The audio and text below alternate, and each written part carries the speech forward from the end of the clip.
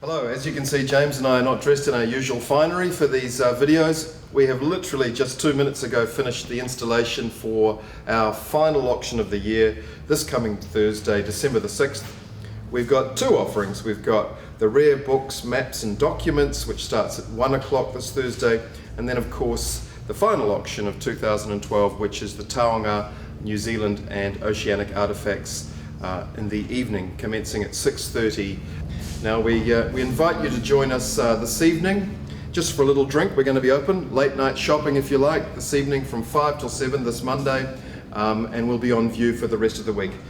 One of the highlights of the rare book catalogue, and something that is really special for anybody interested in New Zealand history in those formative years in the immediate aftermath of the signing of the Treaty of Waitangi in 1840, is the Bell Nevis archive. Lieutenant Colonel Henry Colin Bell Nevis arrived in New Zealand in 1845 in the immediate aftermath of the sack of Kororareka. He was an officer in the 58th Regiment, and he proceeded to see action and record eyewitness accounts of some of the defining conflicts and moments of New Zealand history in the 1840s and 1850s. He was right there on the front line at the Siege of Ohiawai, on the Trail of Kawhiti, of course, and at Ruapekapeka, the Bat's Nest, the famous fighting pa. And in his personal archive, we see some incredibly rare and very early documents relating to those important conflicts. For example, the plans of Ruapekapeka and images by colonial artists from whom only a handful of examples of work survive, such as Joseph Jenner Merritt, which is on the cover of the catalogue, John Gilfillan, Cuthbert Clark, and a number of others. It really is an absolute storehouse of information. Now, the archive consists of two component parts. The scrapbook, which details Bell Nevis's early life in Malta. His father was the Deputy Governor of Malta before he arrived in New Zealand in 1845. And this journal, which I'm holding. Now, I'm not going to open it because it's a little bit fragile. It's a 258-page account of some of the key moments in New Zealand history. The aforementioned Ohiawai and Ruapekapeka sieges, but many other important moments. The forming of the Auckland Militia in the early 1860s to fight in the Waikato Wars, and interactions with Governor Grey, of course. There's a signed document in the scrapbook by Governor Grey. One of the most fascinating artworks in the Bell Nevis archive is a wonderful graphite drawing by John Gilfillan from 1847 entitled The War Dance. Really interesting, as it depicts a Maori woman, a warrioress if you like, leading Maori warriors in a haka. Now this is a very, very rare and early drawing, and we know that Gilfillan, shortly after the events that led to the Battle of St John's Wood in July 1847, left New Zealand, obviously in mourning, distraught. His wife and children had been killed in April of that year, and Bell Nevis was in Wanganui in the immediate aftermath of the killings at the Battle of St John's Wood. And I think we can be quite clear that this drawing was given to Bell Nevis by Gilfillan in that period. So something very important and that really goes to the heart of the New Zealand colonial experience at that time. The Rare Books catalogue also features a really superb collection of early New Zealand photographs. You can see behind me on the wall, here's a selection of some of the photographic images.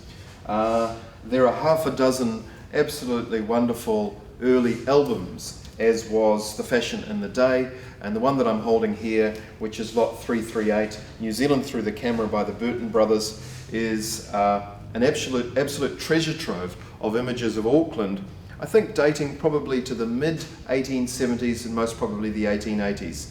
All the favourites are in here: the Auckland Wharves, Queen Street, Parnell, Government House, classic large plate photographs from the Burton Brothers. And on the wall behind me, some classic gold dredging images in the South Island on the Clutha. Really wonderful images from New Zealand's colonial past. And there's another album here by the Burton Brothers with also some images by Arthur Isles. But this is classic South Island scenics. So in this collection of photography in the Rare Books catalogue, we have a wonderful cross-section of very early New Zealand photography, from scenic images to hard-working colonial life. So on Thursday evening at 6:30, after the book sale concludes, we have the second part of the sale, which is the Māori artefact, the historical art and Pacific items up for auction. And included in this part of the sale is a superb collection of pieces that comes from the buried village in Rotorua. We have a collection of carvings, of amo boards, of pai boards, and other pieces, the most important of which I am standing in front of, which is these two superb carved boards that were carved for the observation rotunda at Whakarewarewa, and they are superb examples of Tena Waiteri's carving. The nice thing about these pieces is the provenance. Provenance to Tena Waiteri and provenance to the buried village. They have been in the buried village collection I think since about 1931, so through their entire history. And that rotunda was carved by Tena Waiteri in 1903. The rotunda burnt down about 1910, we think, and then the panels, these two panels and the other 6 panels which formed the rotunda were then sold off. 4 panels went to the buried village. The buried village are retaining 2, and these 2 panels are of course coming up for auction. They are probably 2 of the most important carved panels or carved figure boards to have come up for sale. Okay, the Smith family from the buried village also collected a number of other things which were never included on display at the buried village, but have been held in the collection for the last sort of 50 or 60 years. And some of those pieces are also being offered for auction in this sale. Included are a number of Fijian clubs, and I'm holding one of those in my hand at the moment, this wonderful ula or throwing club. So another piece that has provenance to the buried village collection. Included in the Māori artefact section of the sale is a wonderful selection of fish hooks, of pakawai and other hooks, and I'm holding in my hand one of, I guess, the most impressive pieces in the sale, or one of the most important anyway, and that is this shark hook, which is formed from one piece. Quite rare, used to harvest deep sea fish such as hapuka and shark, and not many examples of this quality are seen on the market. The nice thing about this hook as well is it is in superb conditions. Included also in the sale is a selection of New Zealand furniture, and I'm holding here a superb example of Anton Seuffert's work. It is in fact a feather box. Anton Seuffert, of course, our most important colonial furniture maker, and this is a beautiful example of his work. It is a fern box. It is a box for keeping fern specimens, but of course you could keep all manner of things inside it, and this box really does canvas the best of his work. We think it is an early example because of this Rococo style design inlaid into the top. And also what we have around the side panels here is this lovely examples of New Zealand timber, almost specimen examples of New Zealand timber. The nicest of which is this front panel, which is a basket weave pattern of rewa rewa. So a very, very good example of Anton Seuffert's work.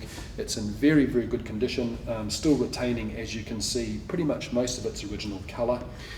What is nice to see, although it doesn't have the original label on the base, what it does have is the trace of the label where the label has been on the base. That's the Anton Seufert label. But I think all in all, a superb piece of New Zealand colonial furniture.